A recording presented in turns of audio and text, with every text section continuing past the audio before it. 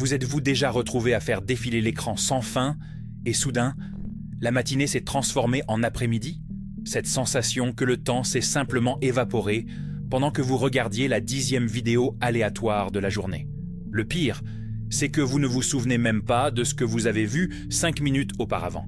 Dans les prochaines minutes, je vais vous révéler un déclic dont presque personne ne parle concernant le temps et l'attention numérique. Et à la fin, vous aurez un rituel de 5 minutes qui peut transformer complètement votre relation avec les écrans. Je vous promets qu'il ne s'agit pas de supprimer des applications ou de devenir un ermite numérique. La plupart des gens pensent que le problème est la technologie elle-même, que le téléphone portable est le méchant, que les réseaux sociaux sont des pièges mortels. Mais c'est là que réside l'erreur fondamentale. Le problème n'a jamais été l'outil. C'est l'absence d'intention dans son utilisation. Quand vous comprenez cela, tout change. La simplicité, ce n'est pas d'avoir moins d'applications sur son téléphone. La simplicité, c'est d'avoir de la clarté sur ce que vous voulez de votre vie. C'est de savoir exactement pourquoi vous prenez votre téléphone à cet instant précis. C'est de choisir avec intention chaque minute que vous investissez devant l'écran. Parce que oui, c'est un investissement. Et comme tout investissement, il peut vous rapporter ou vous faire perdre. Réfléchissez un instant avec moi. Combien de fois aujourd'hui avez-vous pris votre téléphone sans même savoir ce que vous cherchiez? C'est comme ouvrir le réfrigérateur quand vous n'avez pas faim. Vous restez là, à regarder, espérant que quelque chose de magique se produise. Sauf que devant le réfrigérateur, vous perdez quelques secondes. Devant le téléphone, vous perdez des heures. C'est là que ça devient intéressant. Le premier point que nous devons comprendre concerne la déconnexion consciente. Nous vivons avec la peur de manquer quelque chose. Le FOMO, comme on dit. Fear of missing out. La peur de rater. Mais laissez-moi vous confier un secret que les entreprises technologiques ne veulent pas que vous sachiez. Plus vous essayez de ne rien manquer, plus vous manquez tout. Imaginez cette scène. Vous dînez avec quelqu'un d'important. Ce peut être un ami, votre partenaire, votre famille. Le téléphone vibre sur la table. Vous résistez quelques secondes, mais la curiosité l'emporte. Vous prenez l'appareil, juste pour jeter un coup d'œil rapide. C'était une notification insignifiante. Une réduction dans un magasin où vous n'achetez même pas. Mais maintenant, vous avez le téléphone en main. Vous vérifiez WhatsApp, puis Instagram. Quand vous relevez les yeux, la personne en face de vous a ce regard. Vous connaissez ce regard. C'est le regard de celui qui a perdu face à un écran de 5 pouces. La vérité est que la connexion réelle ne se produit pas lorsque vous êtes toujours en ligne. Elle se produit lorsque vous êtes présent, lorsque vous choisissez d'être là où vous êtes, corps et esprit au même endroit, au même moment. C'est révolutionnaire à une époque où tout le monde est partout et nulle part en même temps. Savez-vous ce qui est le plus ironique? Plus vous essayez de tout capturer, moins vous vivez. C'est comme essayer de retenir de l'eau avec les mains. Plus vous serrez, plus elle s'échappe entre vos doigts. La vraie vie se déroule dans les espaces entre les notifications, dans ce moment de silence que vous remplissez avec votre téléphone, dans cet ennui créatif que vous tuez en faisant défiler. Presque personne ne le fait en pratique, mais je vais vous donner une micro-action simple. Choisissez une heure de la journée pour couper complètement le son de votre téléphone, mode avion ou ne pas déranger. Cela peut être pendant le déjeuner ou la première heure du matin, juste une heure. Et observez ce qui se passe. Au début, vous ressentirez une démangeaison mentale, une envie presque physique de vérifier l'appareil. C'est normal, c'est l'abstinence numérique. Mais après quelques minutes, quelque chose de magique se produit. Vous commencez à percevoir des choses, le goût de la nourriture, le son de l'environnement, la texture de votre propre vie, temps, présence, clarté. Mais comment faire cela sans avoir l'impression de manquer quelque chose d'important? C'est là que l'intention entre vraiment en jeu. Le deuxième point crucial concerne le filtre d'attention. Votre esprit est comme une maison. Chaque jour, vous laissez entrer des visiteurs. Certains sont les bienvenus, apportent joie, connaissance, inspiration. D'autres sont des envahisseurs. Ils vous pompent votre énergie, désordonnent vos pensées, laissent des déchets mentaux partout. Le problème est que vous laissez la porte ouverte à n'importe qui. Pensez à votre boîte email maintenant. Combien de messages avez-vous là que vous n'avez même pas ouverts? Combien de newsletters avez-vous souscrites et ne lisez jamais? C'est comme avoir une boîte aux lettres physique débordant de prospectus. Chacun d'eux criant pour attirer l'attention. Chacun promettant quelque chose d'urgent, d'impérissable, d'extraordinaire, mais au fond, ce n'est que du bruit. un bruit mental qui vous empêche d'entendre vos propres pensées. Il en va de même pour votre fil d'actualité sociale. C'est un champ de bataille pour votre attention. Des algorithmes sophistiqués étudient chacun de vos mouvements. Combien de temps vous vous arrêtez sur chaque publication, ce qui vous fait cliquer, ce qui vous retient. Et ensuite, ils vous servent plus de la même chose. C'est comme être dans un casino où la maison gagne toujours et la monnaie que vous pariez est votre temps de vie. Mais je vais vous dire quelque chose de libérateur. Vous pouvez être le curateur de votre propre attention. Vous pouvez choisir avec intention ce qui entre et ce qui reste dehors. Il ne s'agit pas de vivre dans une bulle. Il s'agit de qualité, pas de quantité. Il s'agit de nutrition mentale, pas de fast-food numérique. C'est comme organiser une armoire. Vous n'avez pas besoin de 100 t-shirts si vous n'en utilisez que 10. Vous n'avez pas besoin de suivre 1000 personnes si vous ne vous souciez que de 50. Vous n'avez pas besoin de 20 applications d'actualité si 3 vous tiennent déjà informés. Moins de choix, plus de concentration. C'est la mathématique de la clarté. La prochaine étape semble évidente, mais très peu de gens la suivent. Voici votre deuxième micro-action. Prenez votre téléphone maintenant. Allez dans les réglages. Désactivez 3 notifications d'applications qui ne sont pas essentielles. Pas celles du travail ou de la sécurité, mais celles qui ne servent qu'à vous ramener à l'écran. Ce jeu qui vous envoie des rappels. Ce réseau social qui vous avertit de chaque « j'aime ». Cette application d'actualité qui pense que tout est urgent. 3 notifications. C'est tout. Et observez comment votre journée devient plus silencieuse, comment votre esprit devient plus clair. Concentration, paix, contrôle. Mais, et si le problème n'était pas seulement ce qui entre, mais ce que vous avez déjà? Il existe un secret pour nettoyer ce désordre mental que presque personne n'utilise. Le troisième et dernier point concerne le rituel de reconnexion. Chaque jour, vous terminez épuisé. Ce n'est pas de la fatigue physique, c'est de la fatigue mentale.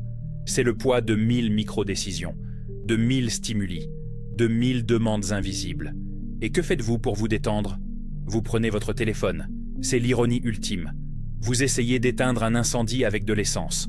Visualisez cette scène, car je parie que vous l'avez déjà vécue. Vous vous allongez dans votre lit après une longue journée. Vous êtes fatigué, mais ne parvenez pas à dormir. Vous prenez votre téléphone pour vous détendre un peu. Juste 5 petites minutes, vous promettez. 1 heure plus tard, vous êtes toujours là, à faire défiler, à cliquer, à consommer. Mais maintenant, en plus d'être fatigué, vous êtes anxieux. Le cerveau est en mode turbo. Le sommeil s'est enfui. Et demain, vous vous réveillerez déjà vaincu. C'est un cercle vicieux. La fatigue engendre le défilement. Le défilement engendre l'anxiété. L'anxiété engendre l'insomnie. L'insomnie engendre plus de fatigue. Et ainsi, vous tournez dans cette roue de hamster numérique, courant beaucoup et n'arrivant nulle part. Mais il existe une issue, et elle est plus simple que vous ne l'imaginez. De petits rituels de reconnexion, des moments d'ancrage qui vous ramènent au présent, qui vous rappellent votre intention, qui brisent l'automatisme et vous redonnent le contrôle. Cela n'a pas besoin d'être élaboré. Il ne s'agit pas d'1 heure de méditation ou de retraite spirituelle. Il s'agit de micro-moments de conscience. Il s'agit de créer de petites îles d'intention dans l'océan de l'automatisme. C'est là que ça devient vraiment puissant. Votre troisième micro-action est la plus transformatrice. Avant de prendre votre téléphone le matin ou le soir, faites ceci. Respirez profondément 3 fois. C'est tout. 3 respirations conscientes. Et à la 3e, demandez-vous, quelle est mon intention maintenant? Que veux-je vraiment de ce moment? Parfois, la réponse sera de vérifier des messages importants. Très bien, faites-le avec intention. Parfois, ce sera juste de la distraction. Très bien aussi, mais maintenant vous savez. Vous avez choisi. Vous êtes aux commandes. Calme, choix, liberté.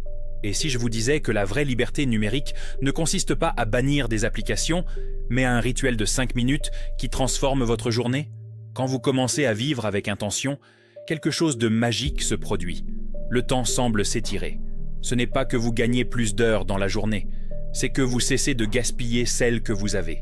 C'est comme découvrir de l'argent oublié dans la poche d'un vieux manteau. Il a toujours été là. Vous n'y faisiez juste pas attention. Avec intention, chaque choix devient un pas vers votre liberté. Avec intention, le téléphone redevient un outil, pas un maître. Il existe un concept que peu de gens connaissent, le JOMO. Si le FOMO est la peur de manquer, le JOMO est la joie de manquer. Joy of missing out. La joie de laisser passer, de choisir de ne pas voir. de décider de ne pas participer. C'est révolutionnaire, car cela va à l'encontre de tout ce que la culture numérique prêche. Mais c'est exactement ce qui vous rend le pouvoir. Imaginez votre attention comme un jardin. Vous pouvez laisser pousser n'importe quoi. Mauvaises herbes, plantes invasives, épines. Ou vous pouvez cultiver avec intention. Choisir ce que vous plantez. Prendre soin de ce qui pousse. Arracher ce qui ne sert à rien. Au final, les deux sont des jardins. Mais un seul vous nourrit. C'est la différence entre une maison pleine de choses et un foyer. Entre le bruit et la musique. Entre l'information et la sagesse. Entre être occupé et être vivant. La simplicité ne consiste pas à avoir moins. Elle consiste à avoir de la clarté sur ce qui compte. Savez-vous quelle est la plus belle partie de tout cela? Vous n'avez pas besoin d'être parfait. Vous n'avez pas besoin de devenir un moine numérique. Vous n'avez pas besoin de supprimer tous les réseaux sociaux et de vivre dans une grotte. Vous avez juste besoin d'intention, de choisir au lieu d'être choisi, de conduire au lieu d'être passager. Chaque fois que vous prenez votre téléphone avec intention, vous dites oui à votre vie. Chaque notification que vous désactivez, vous créez de l'espace pour ce qui compte. Chaque moment de présence réelle, vous investissez dans quelque chose qu'aucun algorithme ne peut vous voler. Moins de bruit, plus d'intention. C'est votre nouvelle boussole.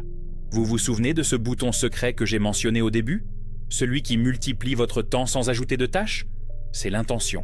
Aussi simple que cela. Quand vous agissez avec intention, le temps est plus productif. Quand vous vivez en mode automatique, le temps s'écoule.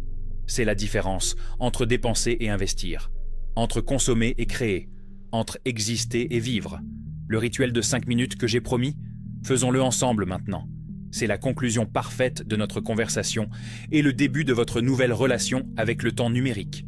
Premièrement, prenez votre téléphone. Regardez-le. Pas avec colère ou culpabilité, avec curiosité. Ce petit appareil a accès à toute la connaissance humaine. Il peut vous connecter avec n'importe qui sur la planète. C'est un outil incroyable. Le problème n'a jamais été lui. C'était le manque d'intention dans son utilisation. Maintenant, ouvrez vos paramètres de notification. Choisissez 3 applications qui vous volent le plus d'attention sans rien vous donner en retour. Désactivez les notifications. Voilà, première minute. Deuxièmement, créez un endroit physique pour votre téléphone. Cela peut être un tiroir, une boîte, un coin spécifique de la maison. Quand vous ne l'utilisez pas avec intention, il reste là. C'est le parking du téléphone. Deuxième minute. Troisièmement, définissez un horaire sacré. Cela peut être la première heure du matin, la dernière de la nuit, pendant les repas. Un moment qui est seulement le vôtre, sans écran, sans distraction, avec une présence totale. Troisième minute. Quatrièmement, chaque fois que vous ressentez l'impulsion de prendre votre téléphone, faites une pause. Respirez, demandez quelle est votre intention. Si vous n'en avez pas de clair, faites autre chose, n'importe quoi. Regardez par la fenêtre, buvez un verre d'eau, étirez votre corps. Quatrième minute. Cinquièmement et dernièrement, avant de dormir aujourd'hui, remerciez. Remerciez pour le temps que vous avez récupéré, pour la clarté que vous avez gagnée, pour l'intention que vous avez cultivée. Même si ce n'était qu'un moment. Tout jardin commence par une graine, 5e minute. Pour conclure, je veux vous inviter à un petit rituel de 10 secondes. Fermez les yeux maintenant. Respirez profondément 3 fois. À chaque expiration, visualisez le temps que vous allez récupérer aujourd'hui. Sentez cette intention pulser en vous. C'est votre engagement, pas envers moi, envers vous-même, envers votre vie réelle, envers votre temps précieux. Vous n'avez pas besoin de plus d'informations. Vous avez besoin de plus d'intention. Vous n'avez pas besoin de plus de connexion numérique. Vous avez besoin de plus de présence réelle. Vous n'avez pas besoin de moins faire défiler. Vous avez besoin de plus choisir. La vie simple ne consiste pas en privation. Elle consiste en clarté. Elle consiste à savoir que votre temps est la seule ressource que vous ne pourrez jamais racheter. Chaque minute qui passe est une minute de moins. Mais c'est aussi une chance de mieux choisir, de vivre avec plus d'intention, de créer au lieu de consommer. Laquelle de ces micro-actions résonne le plus avec votre intention pour aujourd'hui? Partagez dans les commentaires. Votre expérience peut être exactement ce que quelqu'un a besoin de lire pour commencer son propre chemin. Parce qu'au final, nous ne sommes pas seuls dans cette démarche. Nous essayons tous de naviguer dans ce monde numérique sans perdre notre humanité. Et ensemble, avec intention, nous pouvons créer une nouvelle façon de vivre. Plus simple, plus claire, plus nôtre.